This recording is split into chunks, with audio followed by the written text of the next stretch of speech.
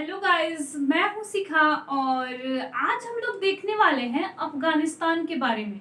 आप एक दो महीने से न्यूज में सुन रहे होंगे और इससे पहले जब हमारे साल की शुरुआत हुई थी जनवरी में, तब अब अमेरिका ने क्या किया था कि अमेरिका बोल दिया था अफगानिस्तान से कि हम सितंबर तक जो है अपनी सेना अब वापस बुला लेंगे। तो अभी इतने टाइम से तो ये सब बहुत सारी न्यूज चल रही है कि भाई अफगानिस्तान पे जो है वो तालिबान ने कब्जा कर लिया है।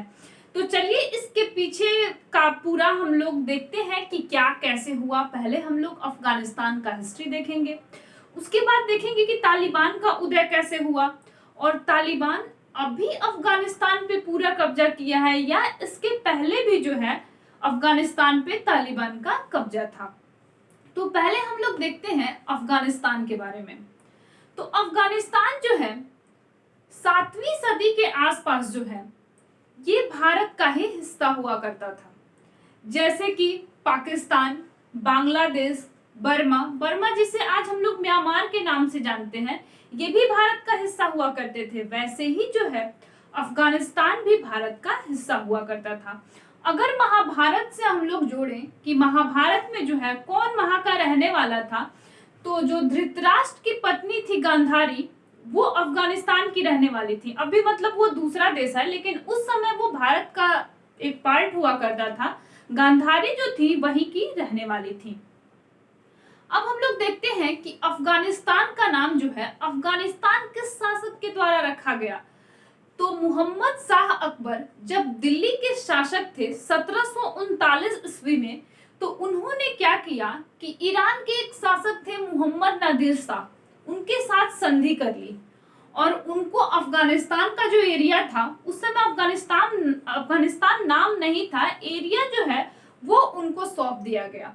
और उसके बाद जो है वहां पे शासक आए बादशाह दुरानो, और दुरानो ने क्या किया कि दुरानो ने जो है अफगानिस्तान का नाम जो है पहले अफगान उन्होंने रखा था, उसके बाद जो है अफगानिस्तान का नाम अफगानिस्तान रख दिया। और अब हम लोग देखते हैं कि ये भारत से कब अलग हुआ और कौन सी रेखा खींची गई इसके बीच। तो अंग्रेज जब यहाँ शासन करने आए, तो यहाँ से ही वो अफगानिस्तान को भी, मतलब यहाँ से ही अफगानिस्तान पे वो लोग शासन करते थे। लेकिन 1893 ईस्वी में एक खगोलज्ञ आए जिनका नाम था सर मॉर्टिमर। उन्होंने क्या किया कि उन्होंने एक रेखा खींची, जिस रेखा का नाम क्या था, डूरंड रेखा। और डूरंड रेखा खींचने के बाद जो है डूरंड रेखा से ही अफगानिस्तान और इंडिया के बीच उस समय डूरंड रेखा ही खींचा गया। लेकिन आज के टाइम में, उस समय तो पाकिस्तान इंडिया का ही हिस्सा हुआ करता था, तो आज के टाइम में अगर आपसे पूछे कि आज के टाइम में जो है डूरंड रेखा किस देश के बीच की है, तो अभी जो है पाकिस्तान और अफगानिस्तान के बीच की जो रेखा है वो है डूरंड रेखा। तो हम लोग इतना अफगानिस्तान के हिस्ट्री के बारे में देखे। अब हम लोग तालिबान के बारे में देखते हैं कि तालिबान का उदय कैसे हुआ। तो तालिबान जो है ये एक धार्मिक संगठन है और इसका उदय जो है ये मदरसों से हुआ। और वहां पे अफगानिस्तान में एक भाषा चलती है पश्तो, और पश्तो में तालिबान का मतलब होता है छात्र। अब सोचिए ये लोग छात्र जैसे नाम को भी, जो इतना पवित्र नाम है, उस एज में जब कोई भी छात्र रहता है तो सब कुछ सीखने के चक्कर में रहता है कि जितना हो सके नॉलेज हम लोग इकट्ठा करें। और ये लोग जो है, ये तालिबान का मतलब ही स्टूडेंट होता है। तो ये 1990 के दशक में जो है ये उभर के आए, और इन्होंने जो है पहले जब ये अफगानिस्तान में आए तो लोग इनको बहुत अच्छा समझते थे, क्योंकि उस समय अफगानिस्तान में जो है सामंतवादी जो थे वो भ्रष्ट हो चुके थे। उसके बाद उन लोगों से लोग तंग आ चुके थे, जो भी अधिकारी थे वो भी भ्रष्ट थे, क्योंकि वहां पे जो है वो मुस्लिम कंट्री होने के चलते वहां पे कट्टरवादी लोग पहले भी वहां पे थे।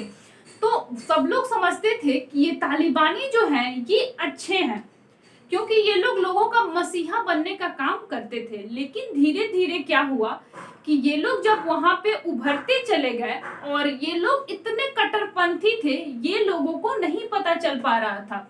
जब तक लोगों को पता चलता कि ये सामंतवाद से भी ज्यादा कट्टर है, क्योंकि ये औरतों को घर से बाहर नहीं निकलने देते थे, किसी स्पोर्ट्स में भाग नहीं लेने देते थे, उसके बाद अगर किसी से भी कुछ भी थोड़ा गलती हुआ तो उसको जान से मार देते थे।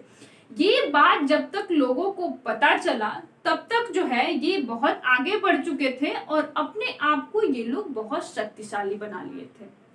और 1995 से क्या हुआ कि 1995 के पहले भी जो है इनका जो तालिबान संगठन था उसका सपोर्ट पाकिस्तान के लोग भी करते थे, और सऊदी अरब जो है इनका बुनियादी ढांचा तैयार करने में सऊदी अरब का भी हाथ है।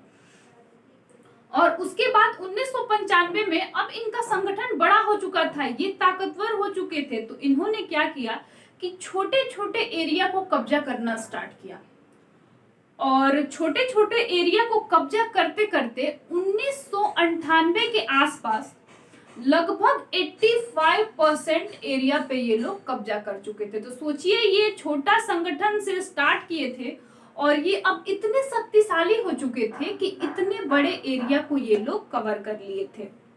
उसके बाद क्या हुआ कि आपने सुना होगा कि ओसामा बिन लादेन जो था, पाकिस्तान का जो आतंकवादी था, वो वर्ल्ड ट्रेड सेंटर पे सितंबर 2001 में हमला किया था।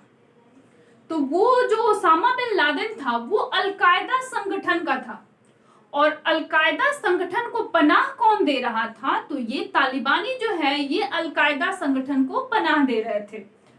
तो अमेरिका का जब वर्ल्ड सेंटर ध्वस्त हुआ तो अमेरिका ने सोचा कि हम लोग अफगानिस्तान से जो है ये तालिबान को भगाएंगे, क्योंकि जो है अल-कायदा संगठन जो है जिसका मेन जो आदमी है वो ओसामा बिन लादेन है, और वो अमेरिका पे हमला किया था। तो 2001 से जो है तालिबानी को भगाने के लिए अमेरिकी सेना जो है ये इंडिया बोल रही हूँ, जो अमेरिकी सेना जो है वो तालिबान में आ गई और तालिबानियों को वहां से खदेड़ दिया।